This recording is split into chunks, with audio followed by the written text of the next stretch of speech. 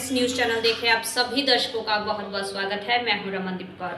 इस वक्त की बड़ी खबर आ रही है प्रयागराज से। क्या है पूरा मामला, देखने के लिए बने रहिए हमारे साथ। संगम नगरी प्रयागराज में डायसिस ऑफ लखनऊ के पहले बिशप दीनदयाल की स्मृति में म्यूजिक कंपटीशन का आयोजन हुआ, जिसमें मुख्य अतिथि के तौर पर बिशप मॉरिस एग्डरदान ने शिरकत किया। वहीं मीडिया से बात करते हुए बिशप मॉरिस एग्डरदान ने बताया कि इस कार्यक्रम के बाद क्रिसमस के कार्यक्रम की शुरुआत होती है। वहीं पहले बिशप दीनदयाल की स्मृति दिवस पर म्यूजिक कंपटीशन का आयोजन पत्थर गिरजाघर में हुआ, जिसमें कई स्कूल के छात्रों ने भाग लिया।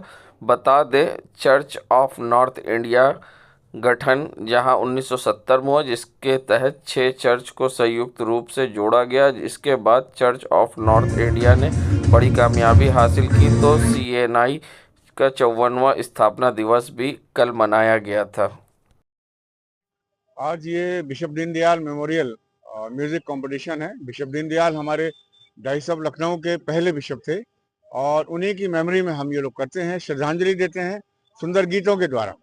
और ये बहुत सालों से चला आ रहा है और इसमें हम उनको ट्रिब्यूट देते हैं, श्रद्धांजलि देते हैं और आज उसी का आयोजन किया गया है। बच्चों ने भाग लिया था इस समय संगीत कार्यक्रम में। हाँ, इसमें हर जगह की क्वायर्स बुलाई जाती हैं और समूह में गीत होते हैं और अभी चल रहा है। अभी सीनियर सेक्शन की क्वायर्स आएंगी और उसके बाद फिर विनर अनाउंस किया जाएगा। लोगों में बड़ा जोश रहता है क्योंकि एक तो क्रिसमस आने वाला है, यहाँ से शुरू हो जाता है क्रिसमस का प्रोग्राम, और दूसरे हमारे बिशप दीनदयाल को श्रद्धांजलि दी जाती है, इसलिए लोगों में बहुत जोश पाया जाता है इस प्रोग्राम के लिए। Thank you. आज हमारे ऑल सेंट्स कैथीड्रल का एक वार्षिक कार्यक्रम है, जिसको कि हम Bishop Deendayal Memorial Carol Contest कहते हैं। इसमें हम बड़े दिन के गाने गाते हैं, क्रिसमस के गाने गाते हैं और ये बहुत वर्षों से हो रहा है। ये हमारे जो प्रथम CNI बिशप थे चर्च ऑफ नॉर्थ इंडिया बनने के बाद, जो पहले बिशप हुए थे और वो बाद में मॉडरेटर भी हुए, बिशप दीनदयाल, उनकी याद में किया जाता है। उनको खास तौर से म्यूजिक से लगाव था। उन्होंने गीत लिखे और गीतों की पुस्तिकाएं जो थी, बहुत सारे गीतों की जमा करके उन्होंने पुस्तिकाएं भी बनाई और इसलिए उनका जो म्यूजिक से लगाव था उसको देखते हुए इसका ये शुरू किया गया था और बहुत से वर्षों से यहाँ पर हो रहा है। आज इसमें बहुत सारी क्वायर भाग ले रही हैं। हिंदी अलग है, इंग्लिश अलग है। हिंदी में भी 2 कैटेगरीज है, छोटे बच्चों के लिए जूनियर कैटेगरी है और सीनियर्स जो है उनके लिए सीनियर कैटेगरी। हाँ, आज मुख्य अतिथि हमारे बिशप माननीय राइट रेवरेंड मॉरिस एडगरदान है। इसमें मुख्य अतिथि हमारे 3 जज हैं और इसके अलावा भी बहुत सारे प्रीस्ट हमारे अतिथि के रूप में आए हुए हैं। महाकुंभ 2025 को स्वच्छ बनाने के लिए जहां देश व प्रदेश सरकार द्वारा हर संभव कोशिश की जा रही है, तो वहीं अब स्वच्छ कुंभ के साथ साथ स्वच्छ ट्रेन यात्रा बनाने के लिए उत्तर मध्य रेलवे के द्वारा प्रयास किया जा रहा है। वहीं AC कोच में सफ़र करने वाले श्रद्धालुओं के लिए ब्लैंकेट के साथ एक ओवरशीट और एक बेडशीट भी रेलवे देगा, जिससे यात्रियों को स्वच्छता का एहसास हो और हर यात्री बदलने के बाद बेडशीट और ओवरशीट दी जाएगी। और इस पर क्या कुछ कहना था CPRO शशिकांत त्रिपाठी का, आइए दिखाते हैं आपको। देखिए, रेल प्रशासन भी स्वच्छ कुंभ इस दिशा में बहुत सारे प्रयास कर रहा है।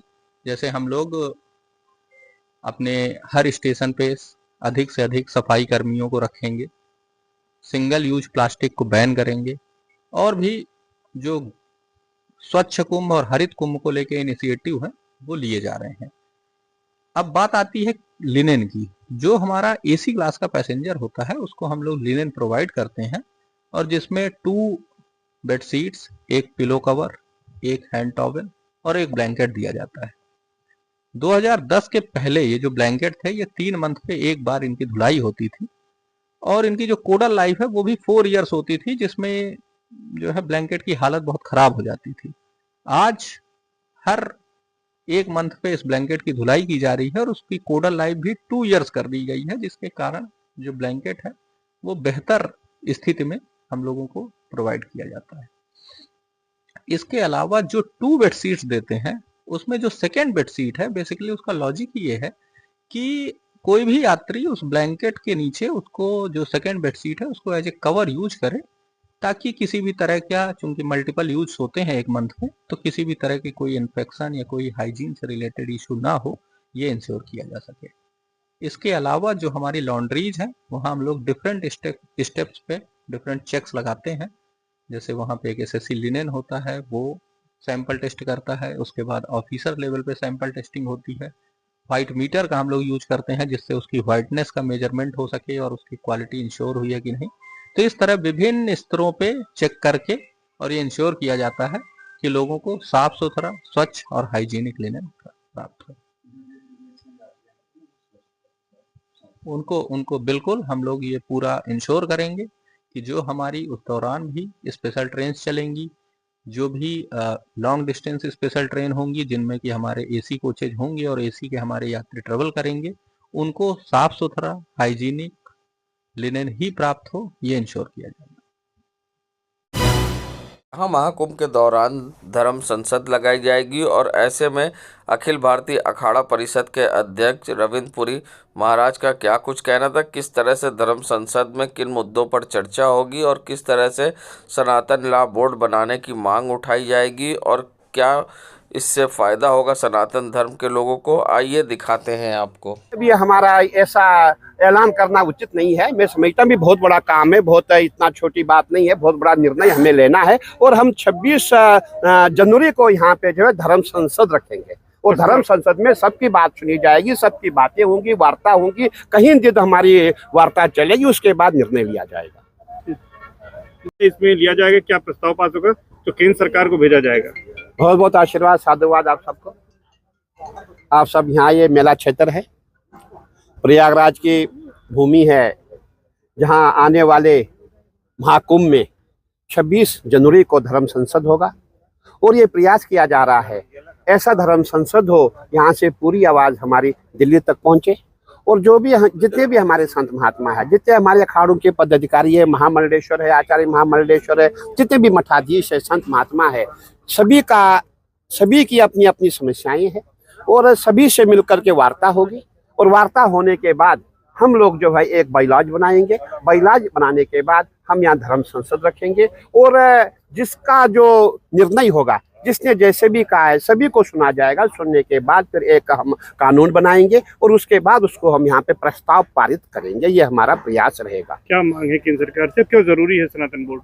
देखिए, हमारी सरकार से कोई ऐसी मांग नहीं है, संत कभी मांगते नहीं है। संत बड़े परमार्थी होते हैं, संत का जीवन समाज के लिए है और संत हमेशा समाज के लिए कार्य करता है।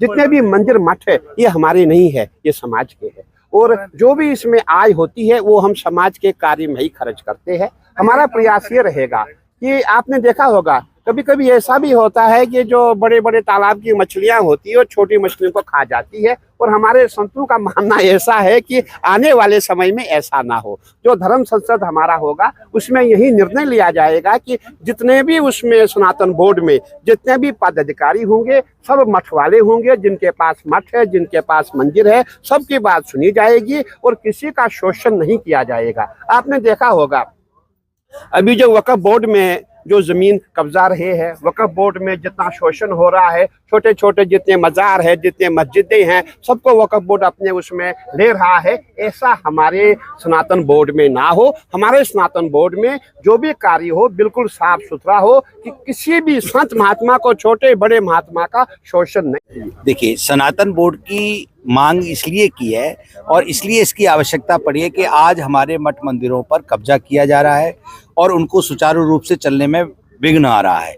ये हमारे जो मठ मंदिर है और छोटे छोटे जो मंदिर हैं जो देश को और समाज को सनातन धर्म के संस्कारों से जोड़ते हैं, सनातन धर्म की परंपराओं से जोड़ते हैं, वो सब सुरक्षित रहें और हमारा सनातन धर्म जो प्राचीन परंपराओं से चला हुआ आ रहा है, जो भारत की एक विशेष पहचान है, वो सुरक्षित रहे। इसलिए सनातन धर्म बोर्ड की आज हम लोगों ने माननीय अखाड़ा परिषद अध्यक्ष महंत रविंद्र पुरी जी को पत्र देकर के उनसे निवेदन किया है कि आप एक ऐसे बोर्ड का गठन करें जो सभी अखाड़ा के पदाधिकारी उसमें रहें और सभी आचार्यों की सहमति रहे और वो बोर्ड एक ऐसा कार्य करे, उसका संविधान इतना मजबूत हो कि जिससे आगे चल करके कोई उसका दुरुपयोग ना कर सके। मैं आनंद अखाड़े का आचार्य महामंडलेश्वर स्वामी बालकानंद गिरी, आज मेरा भूमि पूजन शिविर का हुआ है। आनंद अखाड़े के श्री महंत शंकरानंद जी, सरस्वती जी महाराज, और सबने मिलकर भूमि पूजन किया है। और सभी यहाँ संत महापुरुष आएंगे, अखाड़े के पूरे नागा आएंगे और सभी भक्त आएंगे। उनको बहुत बहुत अभिनंदन, बहुत बहुत स्वागत। महाराज जी की बात इसलिए की जा रही है कि सनातन धर्म बोर्ड का जब घोषणा होगी तो वो 26 जनवरी को धर्म संसद होगी। पंचायती अखाड़ा श्री निरंजनी और पंचायती अखाड़ा श्री आनंद और अखाड़ा परिषद और समस्त अखाड़ों के सभी पदाधिकारी और समस्त आचार्य उसमें उपस्थित रहेंगे, सभी धर्माचार्य उपस्थित रहेंगे। और 26 जनवरी 2025 को कुंभ मेला प्रयागराज में माननीय अध्यक्ष जी द्वारा इसकी घोषणा होगी। और किस तरीके का संविधान बने, किस तरीके का इस पे वर्किंग हो, कार्य हो, ये सब निर्णय सभी धर्माचार्यों के बीच में होगा। आज की प्रेस कॉन्फ्रेंस में क्या निर्णय लिया गया और क्या जरूरत पड़ी है सनातन धर्म की रिपोर्ट बनाने की बात हो रही है, क्या मतलब इसका क्या अभिप्राय है? आज की इस हमारे संतों की बैठक में यह निर्णय किया गया और कि सनातन धर्म संसद में सनातन बोर्ड की आवश्यकता है। क्यों आवश्यकता है? क्योंकि आने वाले समय में हमारे समाज में हिंदू परिवार सुरक्षित रहे, मंदिर और हमारे जितने भी बड़े बड़े मठ हैं उन मठों पर कहीं कोई सरकार भी ना कब्जा करने पाए, छोटे से छोटा पंडित उसका जीवन सुचारू रूप से चले, हिंदू परिवार का जीवन सुचारू रूप से चले, इसलिए सनातन बोर्ड का गठन हो रहा है। कहीं कोई भी अंतिम से अंतिम हिंदू परिवार, सनातनी परिवार को कहीं इस समाज में भय न रहे, इसलिए सनातन बोर्ड का गठन हो रहा है। जिस प्रकार वह बोर्ड का गठन इतने वर्ष पूर्व कर दिया गया, लेकिन हम शासन से, सरकार से मांग करते हैं कि हमारे हिंदू सनातन भाइयों के लिए भी एक सनातन बोर्ड का गठन की अति आवश्यकता है। तो धर्म संसद भी होना है जी, उसमें क्या प्रारूप रहेगा और क्या निर्णय लिया है?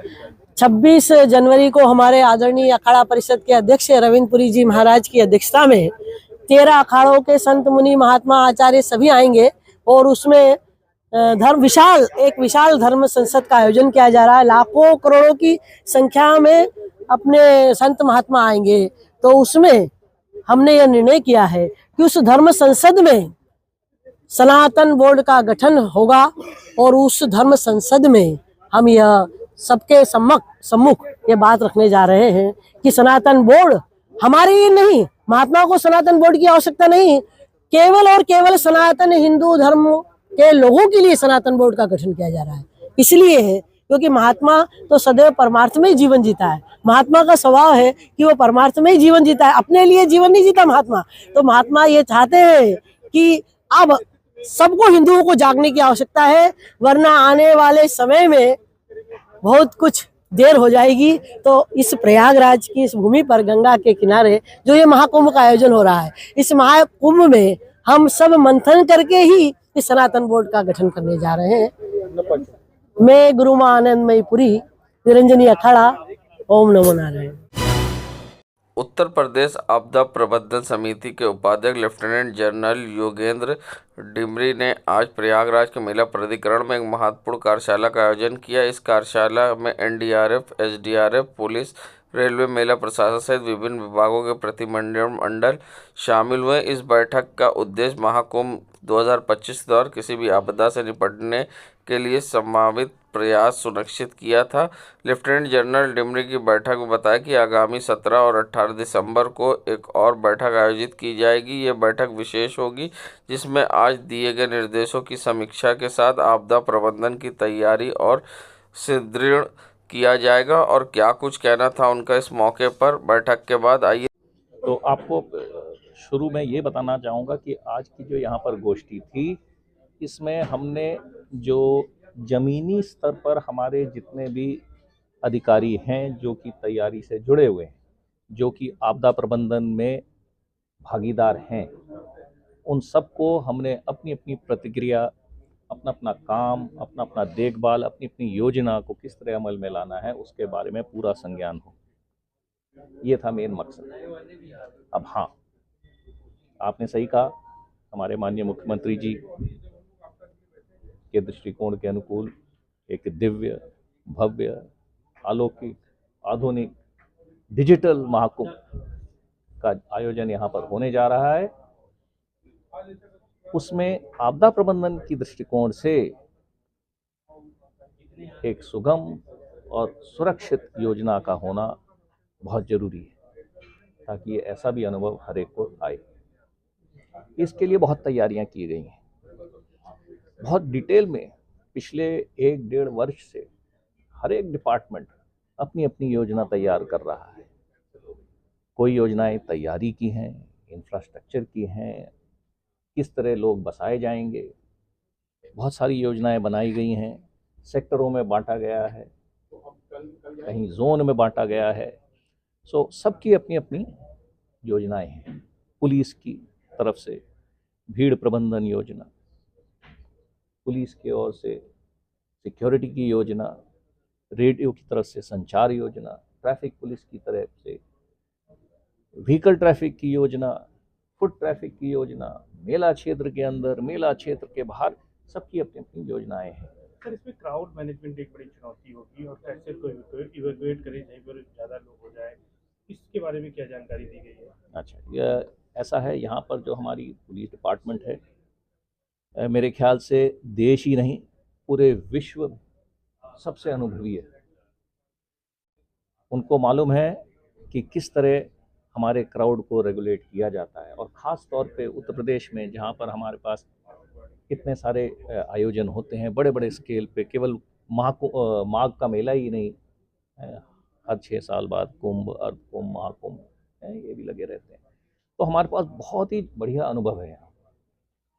इसमें पिछले 1.5-2 साल से हमारा डिपार्टमेंट संज्ञान ले रहा है कि कितने लोग यहाँ पर तकरीबन आएंगे पूरे 45 दिन के अंदर, किस किस रास्ते आएंगे।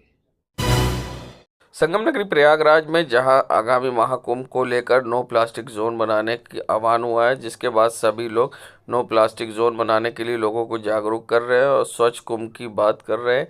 तो वहीं स्वच्छता जागरूकता को लेकर आज गुरुकुल मां स्टेशनरी कॉन्वेंट स्कूल की तरफ से एक जागरूकता रैली निकाली गई, जिसमें एनसीसी, जिम्नास्टिक व अन्य छात्रों ने हिस्सा लिया और जहां एक श्रृंखला बनाकर लोगों को हाथ में पोस्टर, बैनर लेकर जागरूक करते नजर आए और लोगों से अपील की कि स्वच्छ कुंभ बनाने के लिए साथ ही योगदान दें और अपने शहर को स्वच्छ बनाएं। और क्या कुछ कहना था किन्नर अखाड़े की महामंडलेश्वर कौशल्यानंद गिरी का, जो कि मुख्य अतिथि के तौर पर इस कार्यक्रम में शिरकत की थी, और साथ ही स्कूल के टीचर्स और प्रिंसिपल का। आइए दिखाते हैं आपको। से ये रैली निकाली जा रही है। ये बहुत अच्छा है प्रयागराज के लिए, जो 2025 का जो कुंभ दिव्य और भव्य और स्वच्छ और प्लास्टिक मुक्त कुंभ के जो मुहिम में एक आप लोग ने भी हिस्सेदारी लेके और प्रयागराज को एक जागृत करने का ये स्कूल का सारे मेंबर काम कर रहे हैं। तो इसके लिए मैं दिल से धन्यवाद देती हूँ और सभी को, और हमारे खास करके प्रिंसिपल मैम को, जिन्होंने जिनके नेतृत्व में इतना बड़ा रैली निकाली जा रही है और ये जन जन तक ये मैसेज जाएगा। और प्रयागराज को जो 2025 का जो कुंभ है ये प्लास्टिक मुक्त कुंभ बनेगा, स्वच्छ कुंभ बनेगा, दिव्य कुंभ बनेगा, भव्य कुंभ बनेगा। इसी आशा के साथ हम लोग इस कार्य को आगे बढ़ा रहे हैं। परिचय, मैं कौशल्यानंद गिरी, किन्नर अखाड़ा की महामंडलेश्वर और किन्नर अखाड़ा की प्रदेश अध्यक्ष है, किन्नर कल्याण बोर्ड उत्तर प्रदेश सरकार की सदस्य।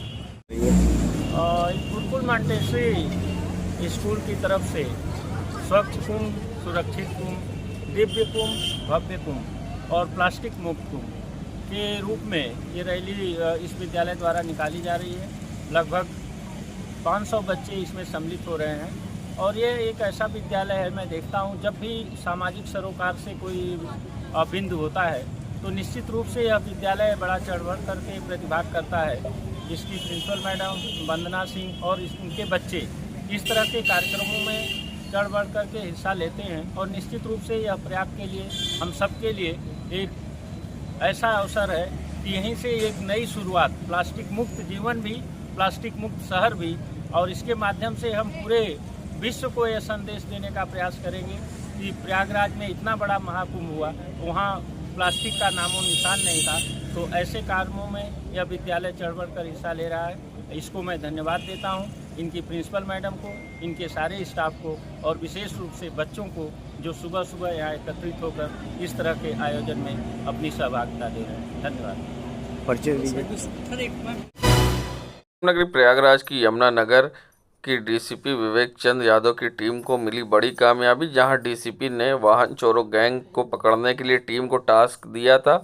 आज जहां वो पूरा हुआ और मेजा पुलिस और एसओजी की टीम ने 4 शातिर बाइक चोरों को पकड़ा है, जो गैंग बनाकर बाजारों व भीड़ वाले इलाकों में पल भर में ही गायब कर देते थे बाइक। पुलिस ने इनके पास से अलग अलग कंपनी की 21 चोरी की गई बाइक को भी बरामद किया है। पूछताछ में पकड़े गए लोगों ने बताया है कि वे मास्टर की से बाइक का लॉक खोलकर बाइक ले जाते थे, उसको फर्जी कागज़ बनाकर दूसरे शहरों में सेल कर देते थे। ऐसे में आज बड़ी कामयाबी मेजा पुलिस के हाथ लगी है और एसओजी के हाथ, जिसमें बाइक सरगना गैंग के 4 सदस्य गिरफ्तार हुए हैं। और ऐसे में अब इस गैंग के और कितने सदस्य हैं उनकी भी जांच पड़ताल की जा रही है और किस तरह से घटना को अंजाम देते थे, इस तरह से और लोगों की बाइक गायब कर देते थे और फर्जी कागज बनाकर इसे बाज़ारों में बेच दिया करते थे। नैनी गुरुद्वारा प्रांगण में साहेब श्री गुरु नानक देव जी का प्रकाश उत्सव बड़ी आस्था विश्वास के साथ मनाया जा रहा है। प्रातःकाल से ही खुले दीवान हाल में गुरु प्रकाश का उत्सव में पंथ प्रसिद्ध रागी जत्थों द्वारा शब्द कीर्तन तथा गुरु इतिहास उच्चारित कर संतों से गुरु के आदेशों पर चलने का आग्रह करेंगे। अरदास हुक्मनामा के उपरांत गुरु का अटूट लंगर वितरित होगा। सरदार पतविंदर सिंह ने सभी से आग्रह किया कि सर्वधर्म के लोग नैनी गुरुद्वारा पहुंचकर गुरु की वाणी सुनकर अपने जीवन सफल करें और गुरु का अटूट लंगर इस प्रसाद जहां ग्रहण करें। संगम नगरी प्रयागराज में आम आदमी पार्टी के कार्यकर्ताओं ने सांसद संजय सिंह के निर्देश पर जहां निर्धारित रचनात्मक कार्यक्रम के क्रम में जिला अध्यक्ष सर्वेश यादव के नेतृत्व में आज स्वरूप रानी नेहरू अस्पताल स्थित ठाकुर रोशन सिंह की प्रतिमा की साफ सफाई कर माल्यार्पण किया। जिला अध्यक्ष सर्वेश यादव ने कहा कि शहीद रोशन सिंह जी को आज के स्वरूप रानी अस्पताल तब का मलाका जेल में क्रूर अंग्रेजों द्वारा फांसी की सज़ा दे दी गई। आम आदमी पार्टी शहीदों के सपनों को साकार करने हेतु प्रतिबद्ध है। इसी क्रम में लगातार प्रयागराज सहित पूरे प्रदेश में शहीदों की प्रतिमाओं को साफ कर माल्यार्पण किया जा रहा है। आम आदमी पार्टी के प्रदेश प्रभारी सांसद संजय सिंह जी के आह्वान पर पिछले 4 नवंबर से संगठन निर्माण में ग्राम सभा कमेटी, वार्ड कमेटी बनाया जा रहा है और सदस्यता अभियान आम आदमी पार्टी के जोरों पर है। उसी क्रम में आज प्रयागराज में रचनात्मक कार्य, सांसद जी का निर्देश है कि महीने में एक रचनात्मक कार्य भी हो और एक आंदोलनात्मक कार्य। तो रचनात्मक कार्य के क्रम में शहीद आजम रोशन सिंह, जो इसी ऐतिहासिक धरती प्रयागराज के मलाका पहले जेल थी, आज स्वरूप रानी अस्पताल है, 19 दिसंबर 1927 को फांसी पर इसी पूर्व मलाका जेल आज स्वरूप रानी अस्पताल प्रयागराज के इस स्थान पर हम लोग जिला अध्यक्ष सहित सभी आम आदमी पार्टी की कमेटी आई और हम लोगों ने यहाँ पर शहीद आजम रोशन सिंह के स्थल पर फांसी यहीं पर उनको मिली थी, अंग्रेज़ों ने दी थी। और ऐसे जंगे आज़ादी के अमर शहीद रोशन सिंह के शहीद स्थल पर यहाँ बहुत कूड़ा कचरा था, आकर के हम लोगों ने धुलाई की और मूर्ति पर पक्षियाँ और तमाम ऐसे बैठे थे जिससे बड़ी गंदगी थी। प्रशासन का भी और सरकार का भी ध्यान आकृष्ट करूँगा कि आप पहले सड़क बना रहे हैं, खोद रहे हैं, उसके बाद आप जो है शहीद आजम रोशन सिंह जो देश को आज़ाद दिलाए, तो सरकार को भी आगाह करूँगा इस समय से यहाँ पर जो खुदाई चल रही, यहाँ निर्माण चल रहा है, वो समय से हो जाए। यही सच्ची श्रद्धांजलि होगी। और हम लोग यहाँ पर आए तो पानी ले कर के सफाई किए और पूर्ण रूप से स्वच्छ हो गया। उसके बाद शहीद को हम लोग नमन किए और इस स्थान को स्वच्छ किए। तो हम लोगों का रचनात्मक कार्य आम आदमी पार्टी का आज का यहाँ संपन्न हुआ। धन्यवाद। देश दुनिया की खबरों के लिए world media times news channel को सब्सक्राइब करें।